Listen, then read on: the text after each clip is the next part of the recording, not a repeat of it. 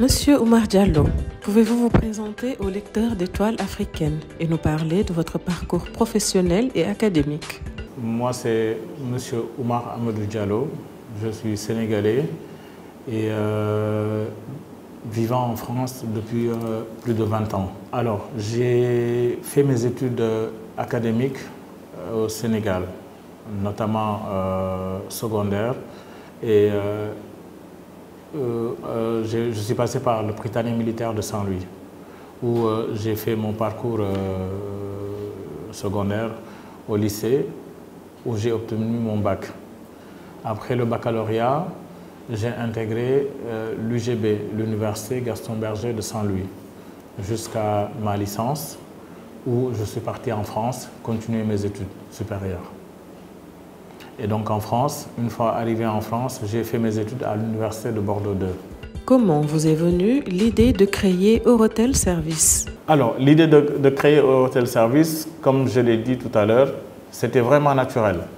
Parce que non seulement moi je suis sénégalais, ma femme est sénégalaise, donc naturellement on s'est dit que le mieux c'était d'aller dans notre pays d'origine et de créer cette entreprise là-bas et de créer des emplois là-bas. Donc non seulement c'était pas un choix fortuit, mais c'était un choix basé sur des raisons vraiment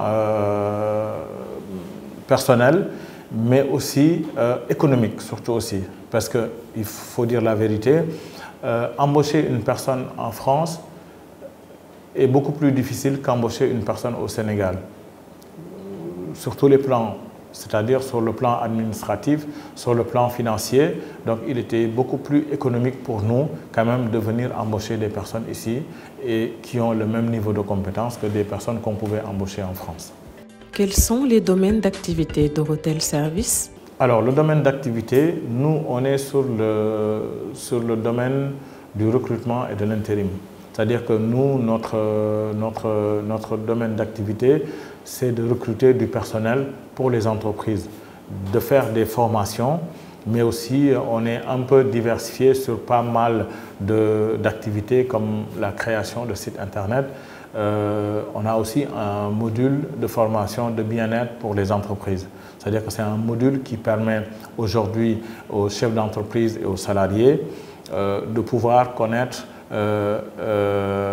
la possibilité d'avoir la posture qu'il faut pour s'asseoir au bureau par rapport à son fauteuil, par rapport à son ordinateur et éviter quand même certaines maladies qui peuvent entraîner des retards, des retards, des absences. Donc c'est pour prévenir tout ça qu'on a introduit en fait ce module dans nos formations et qui peut être bénéfique tant pour les entreprises, les salariés que pour les chefs d'entreprise. Quelles sont les qualités essentielles qui vous semblent indispensables pour réussir dans l'entrepreneuriat au Sénégal, surtout après avoir vécu autant d'années en Europe? Les qualités essentielles, ce n'est pas que spécifique au Sénégal, hein. Quand on entreprend, que l'on soit au Sénégal, en France ou partout dans le monde, si on est destiné à avoir des collaborateurs, il faut une base minimum qu'il faut avoir par rapport à ces personnes-là. Donc nous, on joue sur la carte de la proximité, hein. On vise l'excellence, non seulement, on vise aussi l'innovation, mais aussi on essaie de gagner du temps par rapport et de sécuriser la gestion par rapport à nos process. Quelles sont les principales difficultés que rencontrent ceux qui, comme vous, décident de rentrer pour investir dans des domaines comme le vôtre? Alors, les difficultés sont diverses et complexes. Quand vous venez au Sénégal, ce n'est pas les mêmes réalités socio-économiques. Ce n'est pas la même manière de penser. Donc, il faut s'adapter à tout ça. Et c'est ça le challenge, le défi que toute personne ayant vécu à l'étranger et qui veut revenir au Sénégal doit faire face.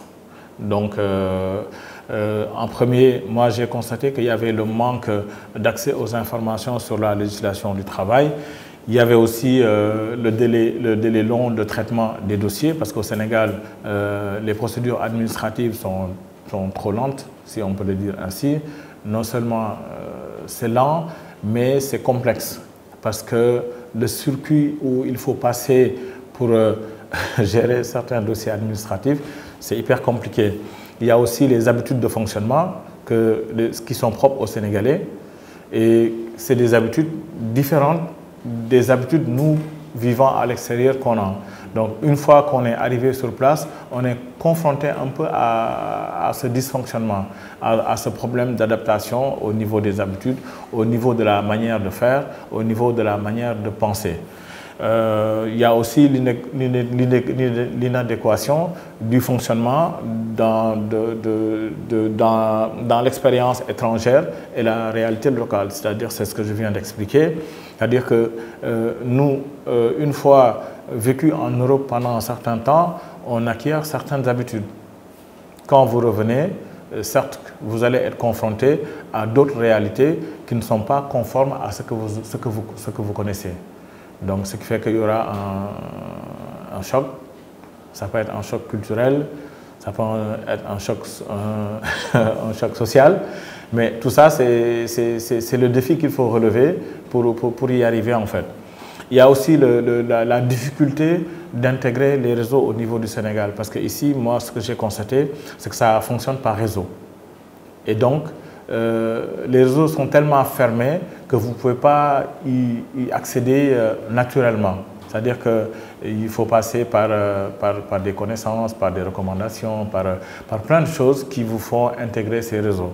Et donc, quand vous voulez développer un business et que vous n'avez pas cette capacité d'intégrer ces réseaux du moins, c'est quand même difficile pour un entrepreneur sénégalais de pouvoir arriver à quelque chose. Quel est votre mot de la fin et quels sont vos projets ou objectifs futurs dans votre domaine d'expertise? Alors, le mot de la fin, ça peut ne pas être un seul mot. C'est une vision, c'est une pensée, c'est un défi.